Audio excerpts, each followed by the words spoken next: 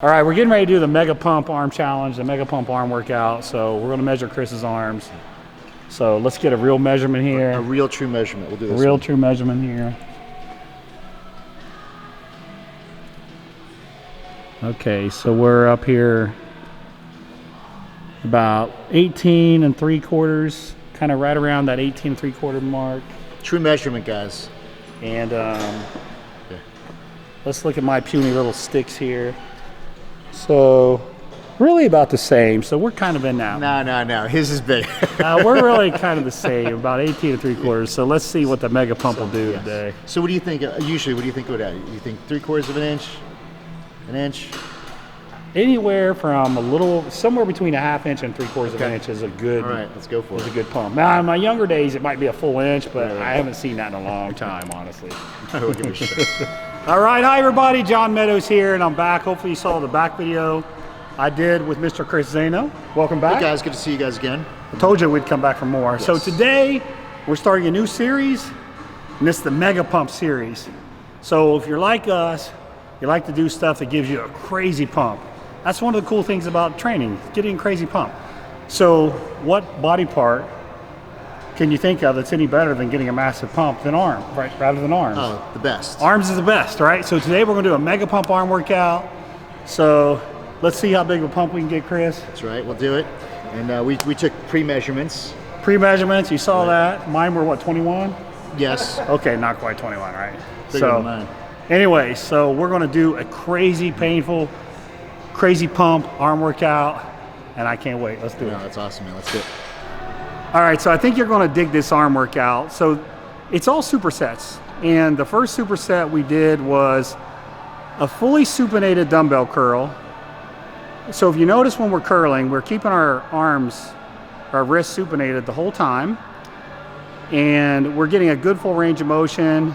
Most of the reps I'm going down. Some of them I'm probably not going down all the way, but it's a good full range of motion for the most part.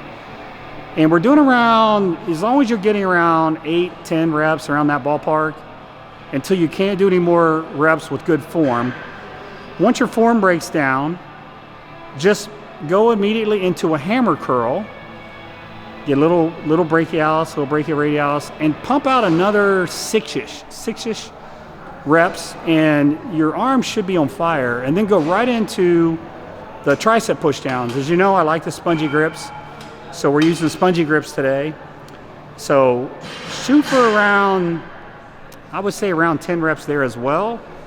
And then once you can't do any more with good form, now flip around and we're doing a bent over extension, I guess is what you'd call it.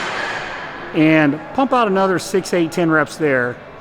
Now watch as I do these, as I get into the stretch position, I actually shoot my body forward to create more stretch in the tricep. That's the first sequence. So you're going to want to do 3 rounds of that, and then you're going to have some stretching to do afterwards. Now, one key thing to mention is we took a long time to warm up, like a long time. And part of that's just because we're older and our elbows aren't quite what they used to be, but we probably did a good 4 or 5 rounds of this with lighter weight just to get the blood moving, get the elbows warmed up. So don't feel like you have to rush into I would prefer you to actually not start until you're fully warmed up, until like all the kinks are worked out and the blood's in the muscle. So that's how we're going to start the Mega Arm Pump workout for today.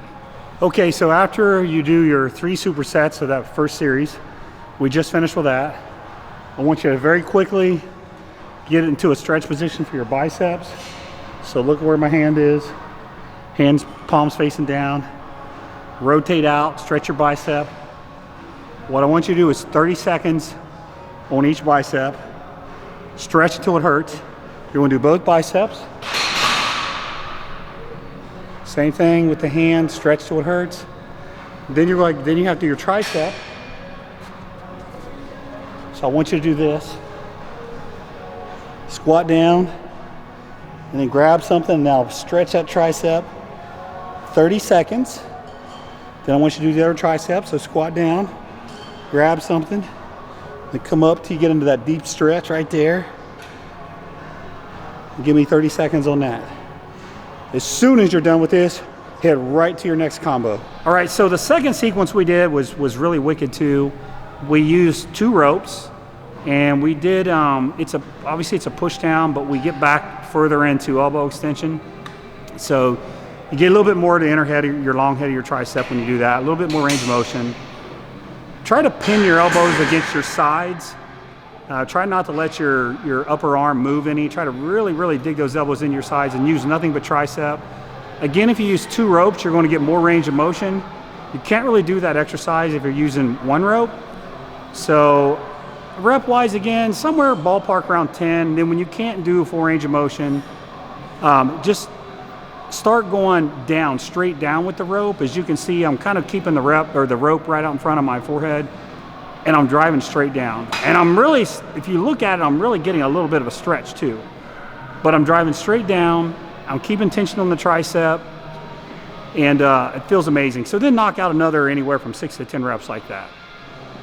And then we're gonna move on, go straight into a preacher curl. I'm using an easy bar.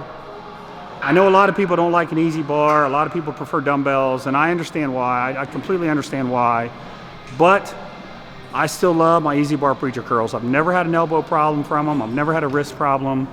I get a massive pump in my lower biceps, so I'm not going to give them up because everybody says they don't work. I do feel like they work. I feel like it's a good basic exercise. You know, as long as it feels good, you should do it. I do like the dumbbell version, but I'm sorry, I'm not ready to give up my easy bar preacher curls. So what we did there was we did about 8 to 10. I think I got 10 on most of mine. And then look at how we finished the set. So we finished the set doing a 10-second negative. I think Chris even threw in a 15-second negative. So the last rep, really flex, lower the weight really slow, ton of tension in your bicep, load them full of blood. Once you get done with this superset, your arm should be really, really jacked up. So we did 3 rounds on this as well, back to back. And then we stuck in that stretch again. So you'll see the stretch coming again.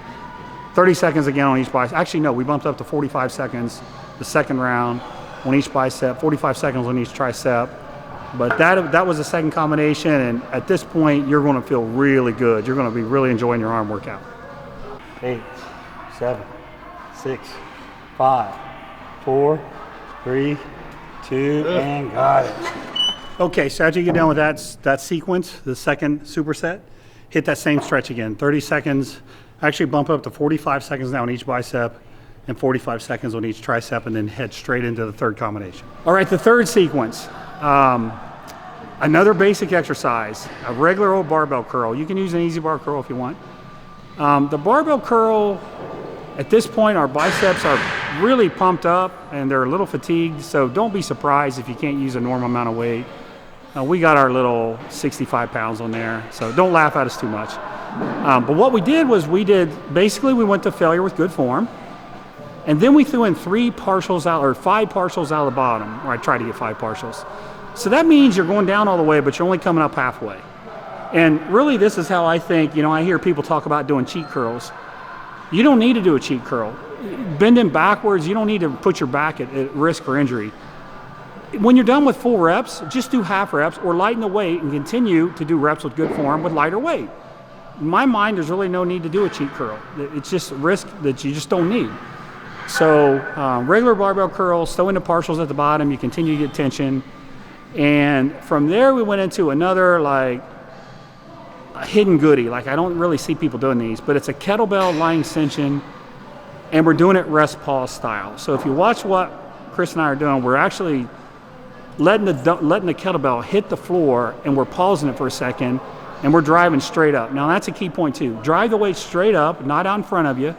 If you just kick the weight straight up, you're going to keep more tension on your triceps that way.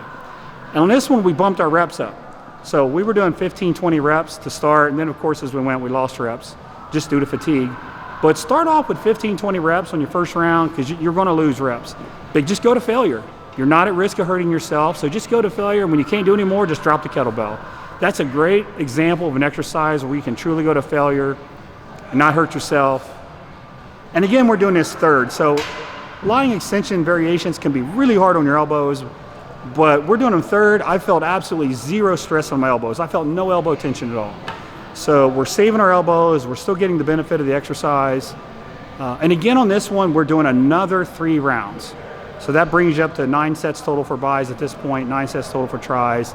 And then we stuck in another stretch, but we bumped it up to 60 seconds. So 60 seconds on each bis, 60 seconds on each tri. And that finished our 3rd combination. Just a quick note, you may not have kettlebells. You can use dumbbells. Dumbbells work fine. You just got to be careful you don't smash your forehead or bust your jaw or break your teeth, right? But dumbbells are fine too. I just like the kettlebells because I feel like I can keep my elbows in a little bit more and get a little bit more tricep. Whereas if I have a dumbbell, sometimes I have to kind of, and it also depends on what kind of dumbbell you have. We have these old dumbbells. Some of the dumbbells here are really old, but they're not wide, so they feel better. But if you have the dumbbells that are kind of wider, those can kind of get in the way. So anyways, just an extra point there. All right, and our last combo was, it's a kind of a pinwheel curl on the flat part of a preacher bench. So I first saw Flex Wheeler doing these in the 90s. And I always really thought this was a great exercise for your biceps and your brachialis, brachioradialis also. But again, it's just pinwheel style on the back end of a preacher bench. So where you normally do a spider curl, that's how you're going to do these. That's important because your arm needs to be hanging down. If you try to do on a regular preacher bench, the tension will be going the wrong way. So great exercise there. Basically, we're just going to failure. I think we were somewhere around 12 reps, give or take a few reps on those, on each arm. And then we move into another really old school exercise, a diamond push-up. And we're doing them with our hands on a bench. I don't know how many reps we could have got if we did them off the floor, actually. That would have been a little bit harder. Just doing them on a bench was hard, and then look at the tempo we were using. So we were going down nice and slow. We were getting a good stretch at the bottom, really get that medial head around your elbow thicker, which is where a lot of people lack. And I don't even remember how many reps we were doing there. I'm pretty sure I was only getting somewhere around 6-8 reps with that tempo, but that was a lot of tension. So we did change up the amount of sets on this one. Instead of doing 3 rounds, we did 2 rounds. So you got the pinwheel curl on each arm, then you got the diamond push-up with your hands on a bench. You can adjust, like if you feel super strong, go ahead and do them off the floor. If you feel weak and you're tired, then you could use a Smith machine and you could set the bar up really high so you don't have to go as far down as we go. So you can adjust that exercise to how fatigued you are at this point. So that was the combination we did to finish things off.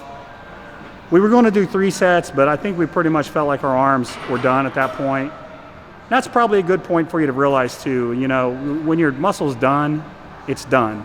Like if the blood is like maxed out and then starting to go the other way, like that's pretty good chance you're probably done. You can stop. And this is if you think about it, this is a lot of hard sets in a row. All the sets were to failure. Every single set was to failure. And we were moving fast as well. All right, the moment of truth has arrived. That's a great workout, huh? That was 11 sets. Yeah. Hard sets for bis and 11 hard sets for tris. With a really good super stretching in there. And stretching, yeah, so. And don't neglect the stretching. That adds to the pump, guys. That's extremely important. Don't shortcut it. All right, let's go. So first time was what, 18 or 18 and 3/4? It was 19, China. No, it wasn't. It was 18. Dude, 19 and 3/4. So we got about an inch. All right, let's see.